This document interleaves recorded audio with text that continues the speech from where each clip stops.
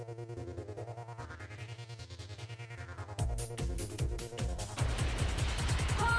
को हकीकत में करने की हमने है ठानी, आसमां को झुका दे हम, लिखेंगे नई कहानी। मंजिल हो कितनी भी कठिन, हारेंगे ना कभी। हो बदलानी, स्टूडेंट्स हो बदलानी, हो बदलानी, स्टूडेंट्स हो बदलानी। हेलो स्टूडेंट्स, बेसिकली ये जो मैं अब आपको चीज़ें बताने जा रहा हूँ उसका पर्पज़ ये है कि आपको ये पता चले कि वाई स्टूडेंट्स फेल, कि स्टूडेंट आखिर फेल होते क्यों हैं, क्या रीज़न है कि वो मेहनत पूरी करते हैं, पूरी एफर्ट्स देते हैं, बावजूद इसके उनका रिजल्ट पॉजिटिव नहीं आता। आखिर क्या कारण है? मुझे नहीं लगता कि मुझे आपको वो रीजंस बताने चाहिए, because I know that you know each and everything,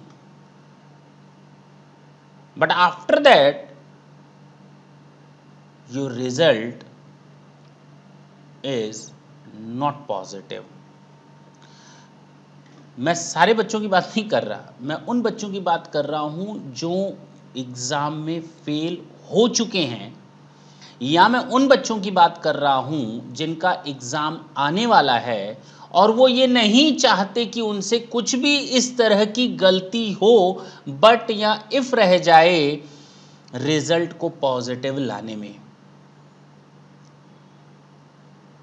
तो अलर्ट नेचर के बच्चों के लिए है ये वीडियो, या उन बच्चों के लिए है जिनका रिजल्ट अब तक पॉजिटिव नहीं आया, 1 अटेम्प्ट, 2 अटेम्प्ट, 3 अटेम्प्ट दे चुके हैं। जो मैं आपको आज सबसे पहला रीज़न बताने जा रहा हूं वो है आपका, आप जानते हैं और most of you will get agree कि आपने स्टडी मटेरियल को कहीं ना कहीं बक्सों में या अलमीरा में बंद कर दिया था। आपने रेफरेंस बुक के ऊपर पूरी तरह डिपेंडेंसी दिखाई, आपने अपना स्टडी मटेरियल ढंग से नहीं स्टडी किया। इंस्टीट्यूट ने आपको स्टडी मटेरियल दिया, बिलीव मी कि जो आपके स्टडी मटेरियल की लैंग्वेज है that is a fine language, और जो रेफरेंस बुक्स की जो लैंग्वेज होती है वो उस स्टैंडर्ड की नहीं होती।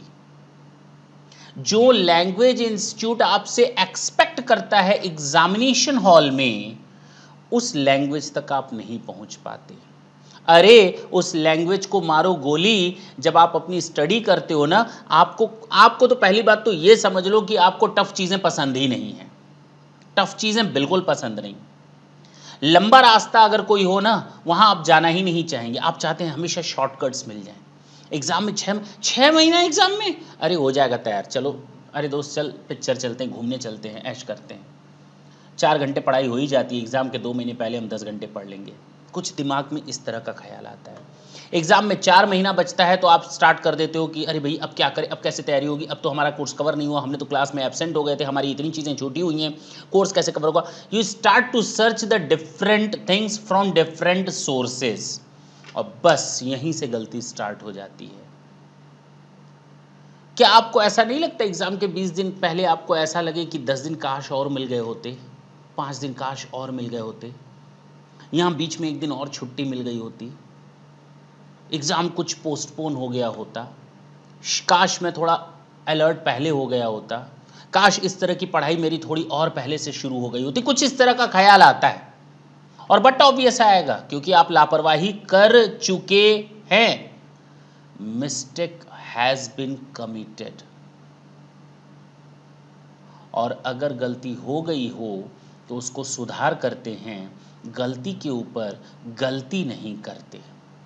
एक गलती छुपाने के लिए आपने दूसरी गलती कर दी,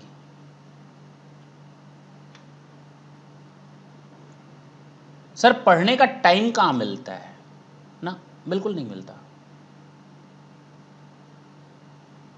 आप जरा सोचें तो आप बिल्कुल वेले हैं, आपके पास कोई और काम नहीं है। If you are not working, आपको माँ बाप ने पढ़ने के लिए पूरी छूट दे रखी है। इससे भाग्य की बात, इससे अच्छी किस्मत की बात क्या हो सकती है। वो आपके ऊपर खर्च कर रहे हैं, आपके एजुकेशन के ऊपर पेमेंट कर रहे हैं, आपको घर में सारी सहूलियतें प्रोवाइड कर रहे हैं। हो सकता है फाइनेंशियल कंडीशन थोड़ी कम हो तो किसी को ज़्यादा सहूलियतें मिलती हैं, तो किसी को कम सहूलियतें मिलती हैं, लेकिन फैसिलिटी मिल रही है। ये क्या कम है कि उन्होंने आपका एडमिशन ही करवा दिया सीए, सीएस या सीएमए में? वही बहुत है। फिलहाल हम लोगों को केवल और केवल कंसंट्रेट करना है अपने एग्जामिनेशन में स्टडी मटेरियल पे, उससे बाहर जाने की जरूरत नहीं है। सर जहाँ पर हम लोग पढ़ते हैं ना, या जहाँ से आप पढ़ाते हैं ना, वो मटेरियल बहुत सिंपल लगता है। मैंने आपको बार बार बोला है, पढ़ो भले मेरे मटेरियल से, but as a reference book उसको लो। Mainly you have to depend upon the study material, that's it. Study material के अलावा आपको कुछ सोचने की जरूरत ही नहीं है। एग्जामिनर जब आपकी कॉपी चेक करता है ना, वो समझ जाता है आपने कहां से लिखा है और किस स्टैंडर्ड की तैयारी की है आपने। उसको आगे बढ़ने की जरूरत नहीं। जहां उसने आपकी 10 लाइनें पढ़ी, वो आपका रिजल्ट जान गया कि आगे भी आपने कैसा लिखा होगा। आपने स्टडी मटेरियल पढ़ा या कोई रेफरेंस बुक पढ़ी, और कितनी बार पढ़ी, कितनी प्रैक्टिस की, only by seeing your copy, only by seeing your answer sheet, he can tell you that up to which standard you have written your answer sheet. up to the mark है ही नहीं ना, up to the mark है ही नहीं। आपने तो practice की ही नहीं, आपने स्टडी मटेरियल देखा ही नहीं। जो इंस्टीट्यूट कहती है ये स्टडी मटेरियल लो, ये प्रैक्टिस मैनुअल लो। कई बच्चे कहते हैं सर प्रैक्टिस मैनुअल केवल कर लेंगे दैट इज सफिशिएंट। अरे भैया, केवल क्वेश्चन आंसर करने से कभी कोई कंसेप्ट क्लियर होता है क्या? हमने 10 किताबें ली, एक ऑथर की किताब ली, I am not confident with that, मैंने कंप्लीट कर लिया। But after completion of that, even I am not confident about that whether I will pass और not, because I didn't refer my study material which has been provided by institute. Again I went market and purchased a new reference book. Again I have completed that, but again I am not confident with that whether I will get a positive result on it, because I didn't complete my study material. You just want to know those shortcuts on the basis of which you can pass. लेकिन किस्मत हर आदमी के साथ नहीं होती। हाँ, हो सकता है 100 में से 2 बच्चे 3 बच्चे किस्मत के भरोसे पास हो जाए। कोई रेफरेंस मटेरियल लिया, उसको पढ़ करके पास हो गए, माइट बी, हो सकता है। उनको भगवान ने एक किस्मत दी है, भगवान ने उनको एक लिखने की कला दी है। आपने उसी बुक से पढ़ा, आपके दोस्त ने भी उसी बुक से पढ़ा, आप पास नहीं हो पाए, लेकिन आपका दोस्त पास हो गया। आपको लगता है बुक अच्छी है, हो सकता है बुक अच्छी हो, लेकिन ये भी तो हो सकता है कि आपके दोस्त की राइटिंग स्किल बहुत अच्छी हो, गॉड गिफ्टेड राइटिंग स्किल हो, या उसने लिखने पर प्रैक्टिस की हो और आपने नहीं की। स्टडी मटेरियल से आप भी पढ़ेंगे, स्टडी मटेरियल से आपका फ्रेंड भी पढ़ेगा। आपका फ्रेंड पास है, आप पास नहीं है। क्यों नहीं है? क्योंकि आपने स्टडी मटेरियल रेफर तो की, लेकिन उस पर प्रैक्टिस नहीं की।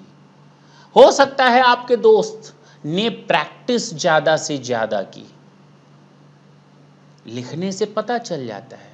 मैं कहूं लीव एप्लीकेशन दो आपसे और आपके दोस्त से, क्या दोनों के सेंटेंसेस मुझे सेम मिलेंगे? नहीं सर, दोनों लोग एक ही चीज बोलेंगे। हाँ सर, लेकिन दोनों का प्रेजेंटेशन अलग होगा। बिल्कुल सर, लेकिन एक को मुझे आगे करना हो और एक को मुझे पीछे करना है, तो मैं आगे किसको करूंगा? जिसकी लैंग्वेज पर कमांड हो। फर्क समझ में आ रहा है? सबसे पहली गलती जो आप लोग करते हैं, आप लोग शॉर्टकट्स के चक्कर में रहते हैं, आप लोग रेफरेंस मटेरियल पर पूरी तरह से डिपेंड रहते हैं, आप इंस्टीट्यूट का स्टडी मटेरियल नहीं पढ़ते, आप डायरेक्ट प्रैक्टिस मैनुअल पर जाने की कोशिश करते हैं। अनडाउटली कि हमें study material as well as practice manual पूरी तरह से कंप्लीट करना है, लेकिन बावजूद उसके हम लोग पूरी तरह से डिपेंडेंसी कहीं ना कहीं रेफरेंस मटेरियल और केवल प्रैक्टिस मैनुअल पर रखते हैं। सबसे first and foremost priority study material. दिमाग में ये बात बैठा लें, सर लैंग्वेज बहुत टफ होती है, या हमारे टीचर ने कहा है वो तो कूड़ा है, गार्बेज है, फेंक दो उसको, अलमीरा में पैक कर दो, इसको देखना भी मत, पढ़ोगे तो फेल हो जाओगे, अरे ये बहुत टफ होता है, अरे इसमें इस मिस्टेक्स बहुत ज़्यादा होती हैं, सब चीज़ निकाल दें दिमाग से, कुछ भी नहीं है ऐसा। एक ही चीज़ है, स्टडी मटेरियल, दैट्स इट। अगर आपने उसको अलमीरा में बंद कर रखा है, फॉर गॉड सेक उसको वहाँ से निकालिए, उसके पेजेस पलटिए, you will get shocked when you'll come to know that most of the things you were not knowing earlier. Only after doing the study material you'll come to know, you'll be at different level. आपको समझ में आएगा कि आपकी study थी क्या, आप exam में कर क्या आ रहे थे, और जबकि स्टैंडर्ड क्या है, स्टैंडर्ड समझ में नहीं आ रहा ना, कैसे निकलेगा एग्जाम। टफ है, हाँ मैं मानता हूँ टफ है, टफ इसलिए है, आप जब 7th का एग्जाम देने गए थे तो वो आपके लिए सबसे टफेस्ट एग्जाम था, जब आप 8th का एग्जाम देने गए थे तो वो आपके लिए सबसे टफेस्ट एग्जाम था।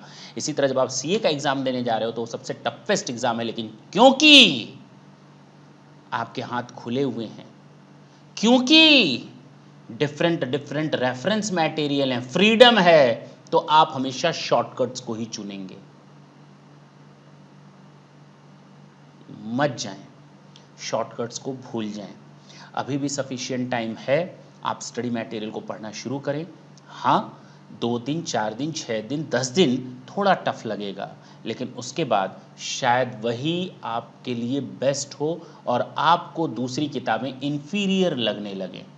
हाँ मैं मानता हूँ दिक्कतें आएंगी स्टडी मटेरियल पढ़ने से, 100% एग्री हूँ, उसकी लैंग्वेज बहुत टफ है अगर मैं आपके पॉइंट ऑफ व्यू से बात करूँ तो, otherwise the language is refined language, उसकी कोई काट नहीं है।